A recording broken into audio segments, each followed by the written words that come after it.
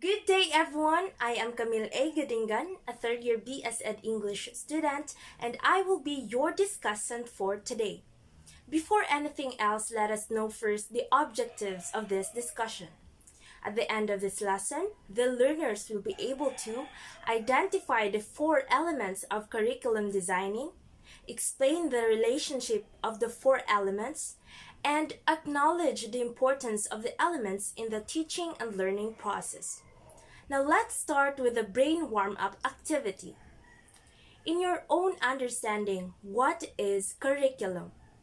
Why is it necessary to design a curriculum? If you have ideas on this, let me know your answers in the comments section.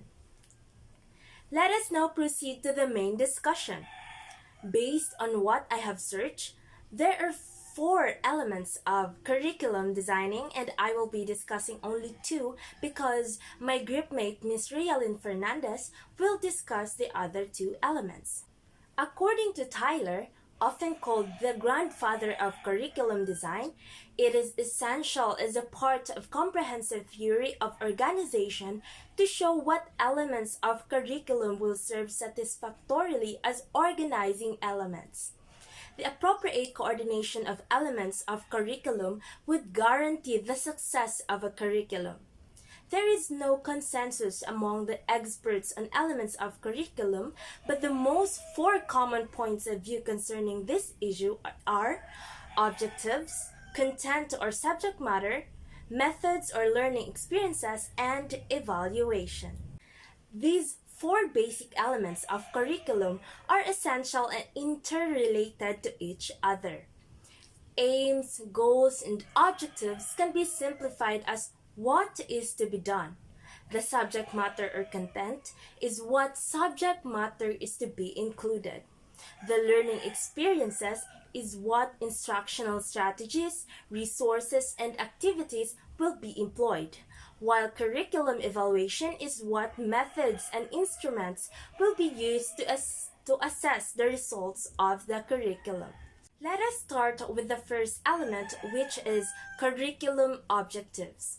The curriculum aims, goals, and objectives spell out what is to be done. It tries to capture what goals are to be achieved, the vision, the philosophy, the mission statement, and objectives. Further, it clearly defines the purpose and what the curriculum is to be acted upon and try what to drive at. We begin with this element because it is difficult to plan a successful trip without a destination. Aims are often expressed in terms of state standards, which are expressed in somewhat general terms, then broken down into more specific goals, then further broken down into objectives. These objectives are specific and written in behavioral terms so as to develop learning structures and conditions. Sometimes the objectives are sorted as cognitive, affective, and psychomotor. It is said that there are four bases of any curriculum: human development, social forces, the nature of knowledge and cognition, and the nature of learning. Let us start with human development. There are various aspects of human growth and development are accomplished partly by the structured curriculum in use in the school and partly by society. Knowledge about human development can help the teacher develop a curriculum. The curriculum thus developed must include various aspects of the development stage, not only in terms of age cohorts, but also differences among children from the same age cohort. The second is social forces. The social forces in a society influence the functioning of schools directly as well as indirectly.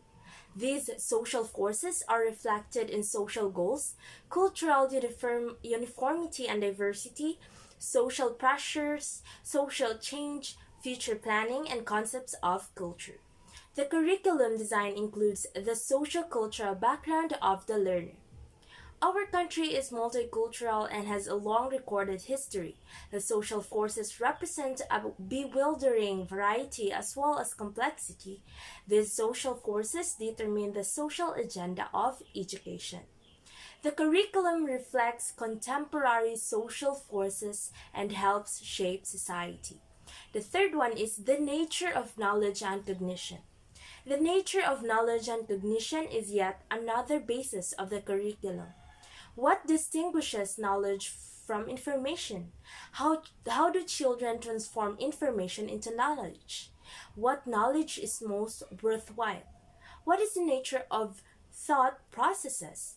How are various thought processes and cognitive process skills related to each other? These questions have interested teachers, psychologists, researchers, as well as philosophers. Answers to these questions can help educationists organize knowledge in the curriculum. It has been established now that learners have their own preferred learning styles and strategies.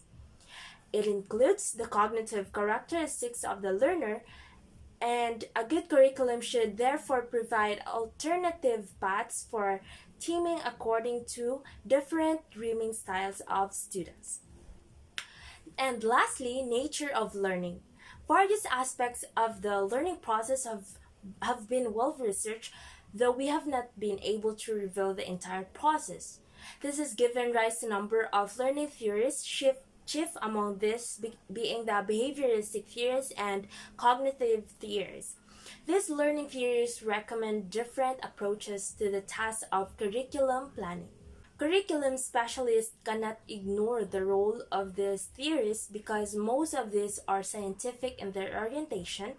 Hence, we conclude that for addressing the needs of learners through a curriculum design, the above bases have to be relied upon and given consideration. The second element is the content of the curriculum. It contains information to be learned at school. It is an element or a medium through which the objectives are accomplished. Content or subject matter refers to the body of knowledge that the student will take away when the course is done. It must assure that the curriculum objectives are properly met. One of the important considerations is the selection of content for a subject. At the time of the subject matter selection, the following factors are to be kept in mind. 1. Available sources and resources. 2. Demand of the society. 3. International needs. 4. Level and age of the learner or student. 5. Methods of content organization. 6. Number of courses offered. 7. Quantity and qualification of teaching staff. 8. Scope of subject matter. 9. System of examination. And lastly, type of society and culture in organizing the learning contents, balance, articulation, sequence, integration, and continuity of the subject matter to develop a sound content. It is important to remember that the curriculum needs to work for everyone. That means the staff teaching the curriculum as well as learners. It's important to engage with everyone to provide a high quality and inclusive experience for all learners. That ends my discussion on the two elements of curriculum designing, and make time to watch the discussion of Ms. Fernandez on the two remaining elements. But before I end this video, I would like to leave a few questions for you to ponder. Question 1. What are the 4 elements in the curriculum designing? Second question, how useful are those mentioned elements to the learning and teaching process? Alright, I believe that the discussion had been fruitful. Thank you for your time and keep learning!